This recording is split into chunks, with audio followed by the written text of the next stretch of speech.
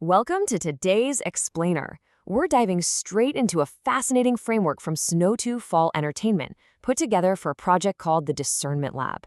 What makes this source material so compelling is how it takes a feeling we all pretty much dread, falling behind, and just completely flips it on its head. Instead of a cold, clinical look at failure, the authors view life's journey through this incredible lens of grace. So we're going to spend some time unpacking their arguments on how promise, actual tangible promise, can be hiding right in the middle of our deepest struggles. So let me just ask you right out of the gate, are you feeling stuck in last place right now? Honestly, maybe you feel like you're lagging behind in your career or your finances or just your personal goals. It is absolutely so easy to look around, see everyone else sprinting ahead, and feel this really deep sense of burnout. And hey, that feeling, it's incredibly valid. But what if, as our source material suggests, your quote-unquote last place status is actually a highly specific, perfectly timed setup for your future success? Okay, let's dive into this, because the source material grounds this whole philosophy in just a stunning real-world metaphor. It's the cinematic underdog story of a racehorse named Golden Tempo. Picture this. During a massive race, Golden Tempo was struggling at the absolute back of the pack. I mean, completely shrouded in dust, while all the other horses fought tooth and nail for the early lead. But then, this massive upset happened. Golden Tempo moved from absolute last to a definitive first-place victory. The Discernment Lab uses this not just as a cool sports story, but as a literal divine blueprint. They argue it's a metaphor for how life and divine timing can totally recalibrate our trajectory toward a beautiful victory, even when things look, well, completely bleak. To break down exactly how this turnaround happens according to the text, we're going to look at three distinct diagnostic scans from the source material. First up, the Principle of Inversion. Number two, the Joseph Protocol. And finally, the Persistence Diagnostic. So starting with our first scan, the Principle of Inversion and the Invitation of the Kingdom. The foundation for this first scan actually comes from a pretty well-known biblical text, Matthew 20:16. It says, "So the last will be first and the first will be last." Now, the source material uses this to completely reframe the concept of losing. They point out that this isn't just some catchy phrase. It operates as a literal structural law within their theological framework. The authors present this as a message of profound hope. They argue that no matter how dark or last place a season might feel to you, a redemptive arc is already being written. Their stance is that it's not necessarily about what you've done, but about a grace that is actively pulling you forward. And this brilliantly illustrates the massive disconnect the authors point out between how society measures success and how this spiritual framework measures it. On one side, right, the world operates on this linear merit-based projection. In that system, first place is always the strongest and last place is always the weakest. If you start fast, you win. Simple as that.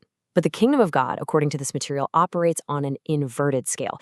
It actually values humility, persistence, and alignment with perfect timing over simply being the fastest out of the gate. From this perspective, being at the back of the pack doesn't mean you're weak at all. It means you're operating on a completely different scale entirely. Let's see how this builds into our second scan, the Joseph Protocol and Preparation for the Throne. This protocol shifts our perspective by looking closely at the biblical story of Joseph. Now, by all human metrics of that linear scale we were just talking about, Joseph was a massive failure early on. Just think about his trajectory. On day one, he's betrayed by his own family. By year one, he is literally sold into slavery. By year 10, he's locked up in an Egyptian prison. He was the absolute last in his society's hierarchy. There was no way around it. But then, we see the inversion. By year 13, he is suddenly elevated to the throne of Egypt. The source material asks us to view those really gritty prison moments not as a failure, but as rigorous, absolutely crucial preparation. They argue that what looked like a devastating series of human failures was in reality silent preparation, where Joseph was being perfectly positioned for his ultimate assignment. So the crucial point here is how we define our lowest moments. The source material redefines the pit not as a final destination or some permanent address, but actually as a training ground for promotion. If you feel like you are in the pit right now, this framework insists that you are not failing. You are simply in a positioning phase. The struggle, according to the text, is just the silent preparation for the promotion that's waiting on the other side. And that brings us to our final scan, the Persistence Diagnostic, focusing on a heart for the race. Now, what's really interesting about this breakdown is how we apply it. To really understand how the source suggests surviving the pit and making it to that promotion, we return to the incredible story of the racehorse Golden Tempo.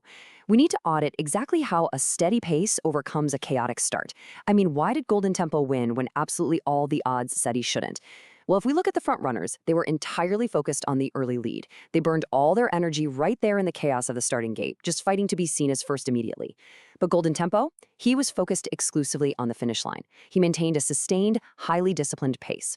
So when the front runners inevitably tired out from their early sprint, which almost always happens, Golden Tempo actually had the endurance to surge ahead.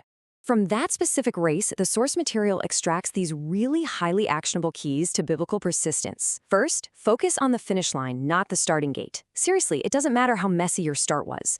Second, don't burn your energy in early chaos. Keep your peace. Third, sustain your pace even when you feel like the lead is completely totally lost. And finally, refuse to give up. The author's core message here is that God values a heart that stays in the race, trusting the timing of the whole journey, far more than someone who just starts the fastest and then immediately burns out. Which leads us to this incredibly uplifting takeaway directly from the Discernment Lab material. Their absolute belief that God isn't looking for the fastest start, he is looking for the most persistent heart. Based on this framework, you don't need to be perfect, and you sure don't need to be the fastest. The nature of a true breakthrough relies on perfect timing. The time you spend at the back of the pack is literally the time being used to forge the persistence you are going to need when you finally take the lead. As we wrap up this explainer, I want to leave you with this question to really carry with you. Are you burning out trying to lead, or are you faithfully maintaining the pace of your unique assignment? If you are in a season of waiting right now, or if you feel like you're just stuck in last place, I really hope this breakdown encourages you to evaluate your current pace through this brand new lens. The tempo of this timing might just be setting you up for a beautiful, triumphant first place finish. Keep your eyes on the finish line and keep seeking out the wisdom in your journey. Thank you so much for joining me today, and I hope this brought some fascinating insights to your day.